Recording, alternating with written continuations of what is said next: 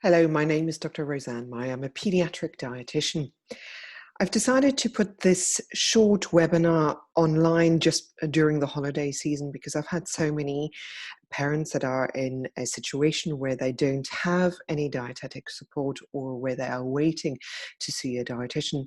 So I thought it would be useful just during this period of time when you haven't got any support to actually have something for you there that might be useful. So what I'm going to do is I'm going to share my screen with you, that you'll have it, and I call it the DIY allergy support whilst you're waiting for your dietetic appointment. What I want to make clear is this information in this webinar certainly does not replace a consultation with a physician. It might be that your child has already got a reaction and you've seen a reaction to specific foods, for example, milk, but you've not seen a doctor. So you still need to see a doctor, even though you've listened most probably to this short webinar. This webinar also does not replace an individualized consultation with a registered dietitian or a registered pediatric nutritionist. It's really just there as a stopgap to help you whilst you're waiting to see your dietitian. What is also critical, if any of you as parents are listening to this webinar and you've got a child with an immediate allergy, so it's also called an IgE-mediated allergy, it's important that you discuss with your physician what is your emergency medication. So if there's an emergency situation where your child is reacting, what medication have you got and how are you going to use it? And that's quite important. If you're also taking any flights, you need to get letters so that you take, because it's often antihistamine, so you can take these antihistamine liquids with you, and also if there's an adrenaline pen, that you carry that with you as well. So we always say that an emergency plan, so that you know what you need to do, is quite important if you have a child with an immediate allergy. So I think it's worth just giving you an overview in terms of allergies and intolerances.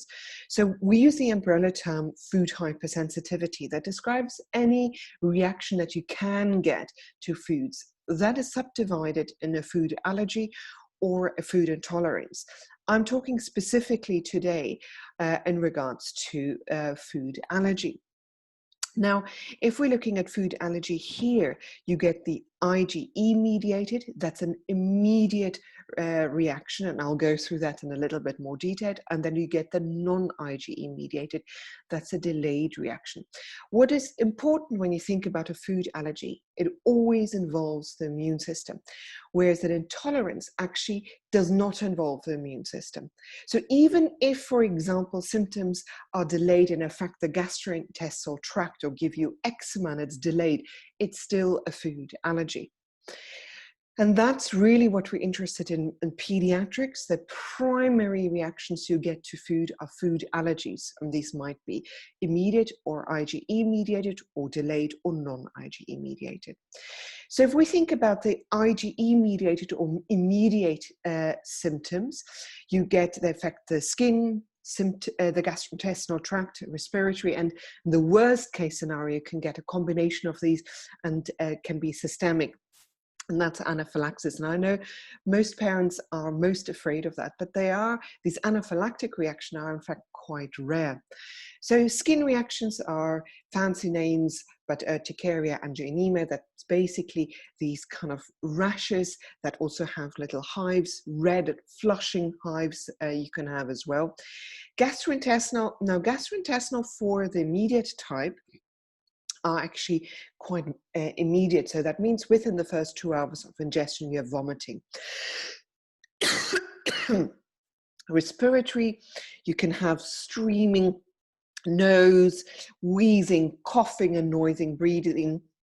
And the noisy breathing is often called stridor as well. So these kind of symptoms are normally within 2 hours, vast majority of cases within about 30 minutes.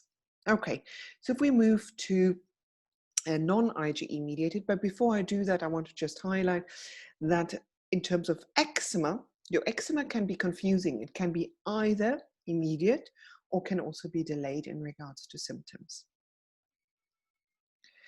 Right, so let's move to non-IgE mediated allergy. So non-IgE mediated allergy is also called a delayed allergy. These normally occur in a delayed fashion and can take normally up to 48 hours, but I have some patients where it can take longer. So they typically affect the gastrointestinal tract. So you can get a more violent vomiting. It's 1 to 4 hours after ingestion of foods, and it's quite impression how this vomiting is vomit, and they can actually become quite dehydrated very quickly and end up often in hospital. That's of course the severest spectrum of vomiting in regards to reaction. The normal symptoms we see is chronic painful vomit, like the refluxing, colically abdominal pain, constipation, or you can get diarrhea, sometimes with blood, sometimes with mucus, sometimes with both, and then perianal redness. It's typically, it's like a very bad nappy rash. And then you've got your skin. As I said before, this can be overlapping. You can get an immediate skin eczema, or you can get a more delayed eczema that can take a couple of days.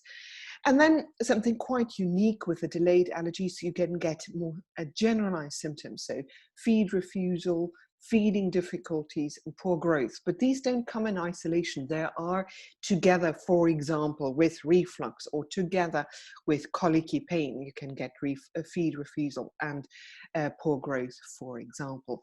So these are the symptoms for either the immediate type or for the delayed type of allergy. And as I said, this can overlap with atopic eczema.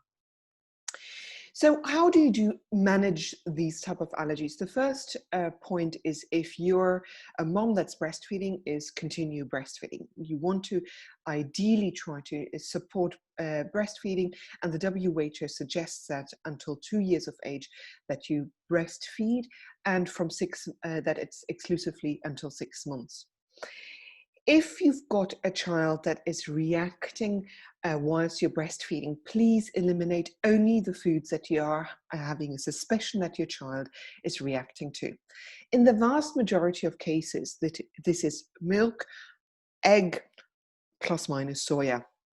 So do not go on an extensive elimination unless a dietitian or a doctor has asked you to do that. So whilst you're waiting for individualized advice, it's really, if your child doesn't have eczema, it's generally cow's milk and soya with just gut symptoms. And if you've got eczema, often egg can also play a role there as well. So it's really important, because for you as a mom, it's important to have a good nutritional intake to support you breastfeeding. Then whilst breastfeeding, you will need a vitamin D supplement plus minus calcium. So here I give you the amounts. It's 10 micrograms in most cases. Some of the supplements go up to 20. That's absolutely fine. And you will need 1,250 milligram of calcium. Now, most of your pregnancy supplements contain around 600 or 700 milligram of calcium.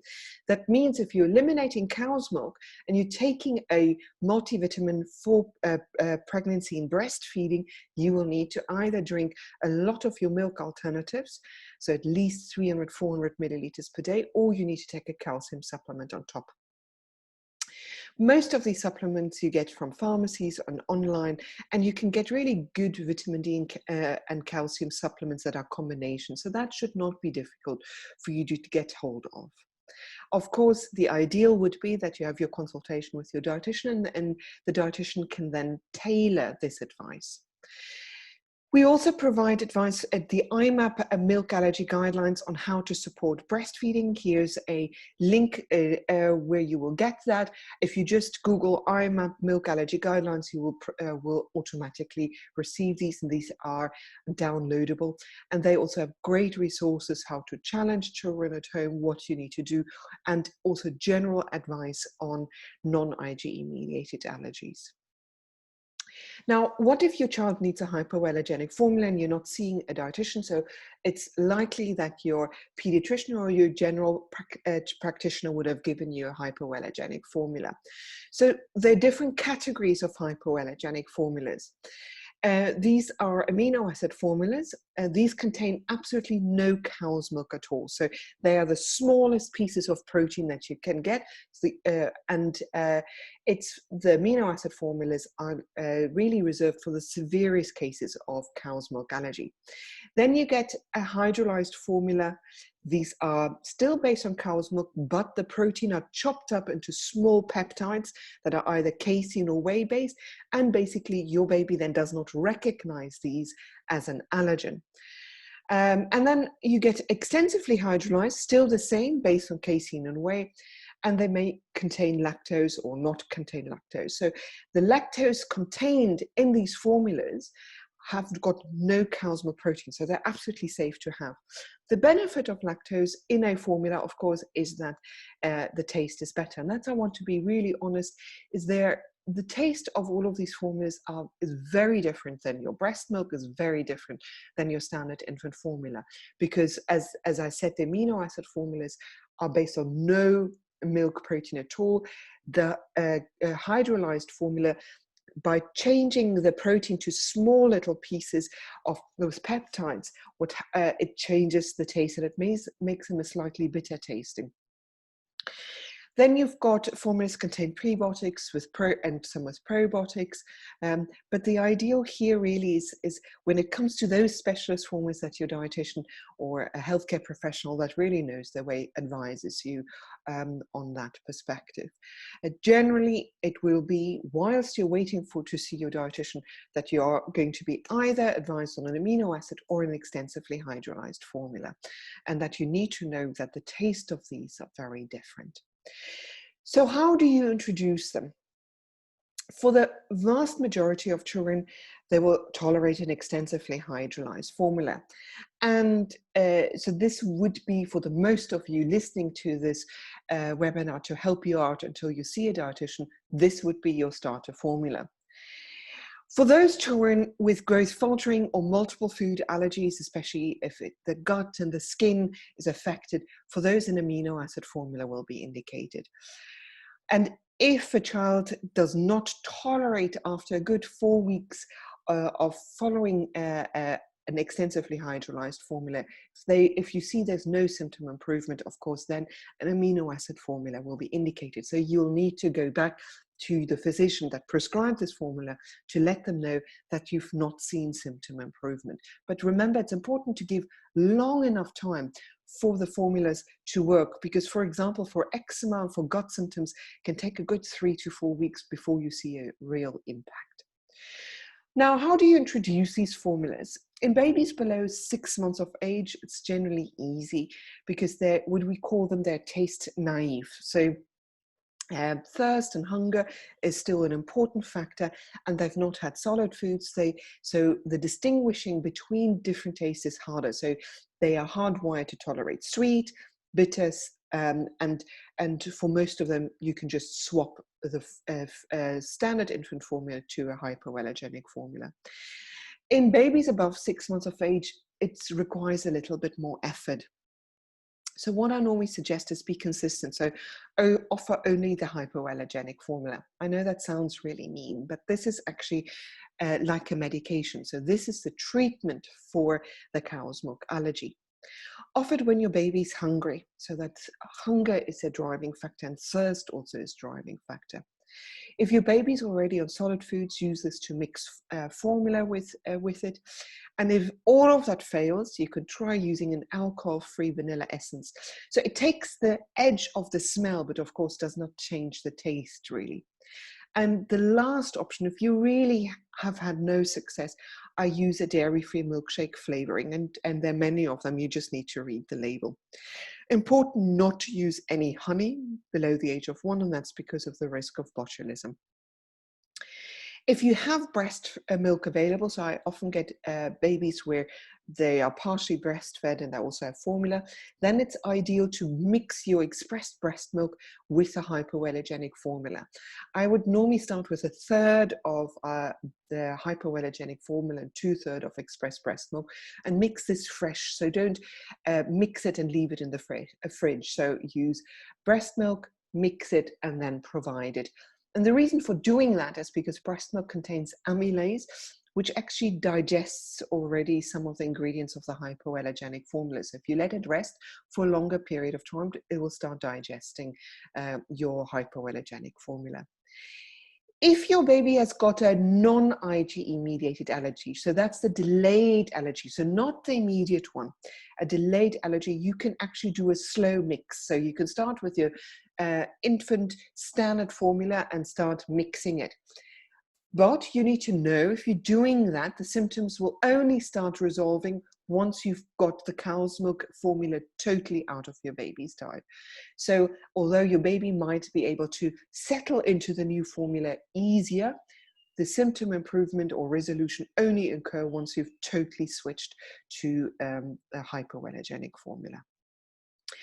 I often get the question about over-the-counter milk. So those are plant-based alternatives. They're based on coconut or oat or rice or hazelnut. So these cannot be used as main drink until after the age of 1. And should not be used below the age of 6 months, and from 6 months only as part of your cooking. So for example, if you're doing a breakfast cereal, you can use those, or you can use them for making a dessert. And the reason for that is nutritionally, they are not a match for the formula, and they're not a match for your breast milk. So therefore, they cannot be used as primary source of a drink. And can only be used from 6 months as part of the diet. Now, I have here both, the soya alternative or the milk and soya-free alternatives. Now, as a general rule, if you've got gut symptoms and eczema, we would say until you see a dietitian, avoid both milk and soya. So therefore, you look at oat, coconut, almond, hazelnut, and hemp, and I'll come to rice in a second. If you've got an IgE-mediated allergy and you already have had a test and you've got soya negative, then you can certainly look at soya as an alternative because it's very nutritious. And it's enriched with a lot of nutrients. So it's only above the age of 6 months if you are negative to your soya on skin prick or blood tests. Now, in regards to your milk and soya alternatives, go for the non-organic, and that's a rule of thumb for also the soya. The non-organic ones are always supplemented with calcium.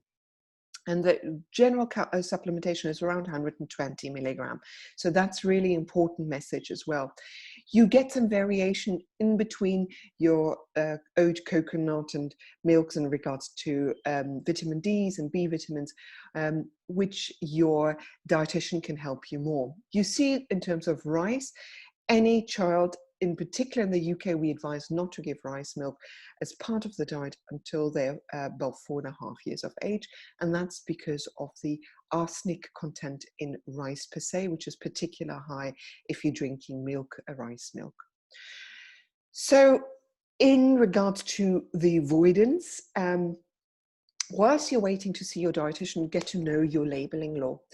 I've given here for the UK patients, link for the allergy avoidance. And until we have hit Brexit, end of the year, we follow the EU labeling law.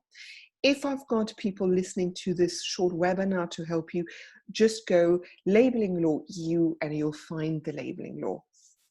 But the guidance basically at the moment is everywhere across the EU is the same, which means you've got 14 ingredients, and for example, that are allergens, and that includes cow's milk, soya, egg, wheat, nuts, soya, fish, sesame, mustard, and so they need to be clearly stated within the ingredients list. Now, what is important to know is these apply to the packaged and manufactured foods and drinks sold through the EU. So it's not that you go to a bakery, that's slightly different. So these are pre-packed foods, so that includes your baby food, which need to have it clearly labeled. Now, when I say clearly labeled, there are different ways of doing this. That's not specified. It can be in bold, it can be in italics, it can be capital letters, it can be in different color. So you need to just be aware that it can be highlighted in different ways. For food sold without packaging, such as a bakery and a cafe, so allergen information has to be provided either in writing or verbally. I personally go for verbally. I always ask. And so the business where you ask for must be able to provide further information if you request. It can be a little bit tedious and you need to wait, but I think for safety's sake, I would always wait. For UK listeners to this webinar, you've got Natasha's law. The law comes into effect in October 2021.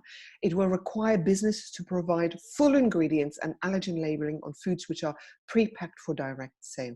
But that, if you're listening to it now, it's only going to come into function in October 2021. So get to know your labels, really important. What about trace labels? And that includes a whole array of different labels. It might be may contain traces, made in a factory that may also.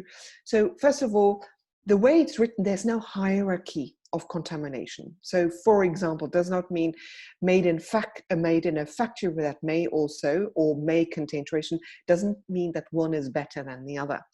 And there's at this stage no guidance from the law pertaining to this. And so it's really depending on the manufacturing. So some manufacturers take it really seriously and they follow good guidance in regards to when to put trace labels, but others just put trace labels on there. So for IgE-mediated allergy, and not only cow's milk allergy, for all IgE-mediated allergy, until you see your dietitian, till you have that consultation, I would just say avoid all trace labels. And then you can get tailored advice from your dietitian what you need to do around trace labels. For non-IgE mediated allergy, not only cow's milk allergy, for all non-IgE mediated, I would say that it's fine to have trace labels because at the moment there's no evidence that babies with these delayed allergies react. And if they were to react, it's not in a serious way. So that's really important. Immediate allergy, I would, until you see your dietitian, just avoid trace labels. And for non-IgE mediated, it's okay to have, but have a discussion with your dietitian around that. So what do you do if your baby is ready for solid food? Because many of the babies will be ready for solid foods over the holiday season, and you might not see a dietitian for many weeks. So until you see your dietitian, I will give you the following rules. Offer new food daily over 3 days. That means if you're doing carrot, it's Monday, Tuesday, Wednesday, carrot. Start by offering a small amount. I normally say 1 to 2 teaspoons once per day, just to see how it's tolerated. Offer cooked foods first before trialing raw. And there are many reasons for that. I'll come to the exception of banana and avocado, which of course you're not going to cook. But for all other foods, if you're cooking them, it softens it, so it affects the starch, so it breaks down some of the fibers. It makes it easier to digest, in particular for my babies who have got a lot of abdominal painful wind, that may help. It denatures the heat-sensitive proteins, so it makes it more tolerable for in regards to allergens, and it makes the textures easier. So for example, if your child hasn't got any teeth, it's much easier to gum carrot that's steamed than to gum raw carrot. So it affects that as well. And then of course, what I would say to you is that get individuals advice on the introduction of allergens. So until you see your dietitian, wait to get individual advice on nuts and eggs and fish if your child is not allergic to it. So until then, what do you do? If you start giving solids, I normally give this kind of a regime. So if you start between 4 and 6 months, start with your root vegetables, 2 to 3 root vegetables as first foods. Then think about your bitter tasting vegetables, so courgette and spinach, for example. You don't want to just give sweet foods and focus on fruit, because then your baby already has got a preference to sweet. That's why I'm saying bring those in actively. Then bring some fruit in, for example, a pear and apple, and then look at your carbohydrates. Oat, rice, millet, corn porridge. I'm a particular fan of oat and millet porridges, and those can be mixed then also with your fruit. And then you bring in your meats or pulses. When you start only at 6 months, the sequence initially is the same, do your root vegetables, bring in your bitter tasting vegetables, but then you need to move to your iron-rich proteins pretty quickly, because full-term babies' iron stores last until around 6 months. So that's why the sequence changes slightly different. So once you've done that, bring in your carbohydrates and then your fruit. So I've already highlighted that it's important to bring in your iron-rich foods from 6 months of age. If you want to start be vegetarian, then just make sure when you bring in your pulses to combine these with iron-rich vegetables and fruits, as these increase in the absorption of the iron. Right, so if we move on, because a lot of parents say to me, that's great, but how do I avoid? So I'm here giving you links to a lot of the useful resources. So they will give you, for example, what are the different names for cow's milk? What are the different names for nuts? What do you look out?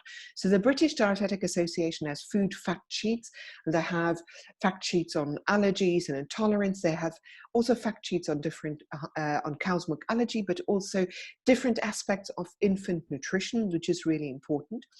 Then Allergy UK and Anaphylaxis Campaign have got great fact sheets. Me as a healthcare professional, and I know many of my colleagues, we contribute to them, and they have got really good advice on what you need to look out for. If your child has got FPIES, you can go to the FPIES charity. Then there are apps that also are really good. So the Food Maestro and Spoon Guru, they have got the ability for barcode readers and also compile some free from foods before you go shopping. And then of course, supermarkets themselves. So I myself as a dietitian spend a lot of time when I go to supermarkets and I Google different foods for them. Not only are they useful for their free from foods that they have, but they also are really good for you to look at products before you go shopping, and you can see their ingredients list. So this may be really useful. I do have otherwise full webinars that you can see are available to purchase. These webinars are on cow's milk allergy, so it's a full webinar only on cow's milk allergy. I've got a full webinar on how to introduce solids. I've got full webinars on feeding difficulties, faltering growth. So all of that you'll be able to, at a fee, get them from my website. Or there I have also free webinars on how to do growth assessments. There's also some free webinars on peanut allergy, on eczema, which you'll be able to get during this period of time. I hope you'll be able, this is useful, and I hope you'll be able to see a dietitian soon to be able to give you much more tailored advice.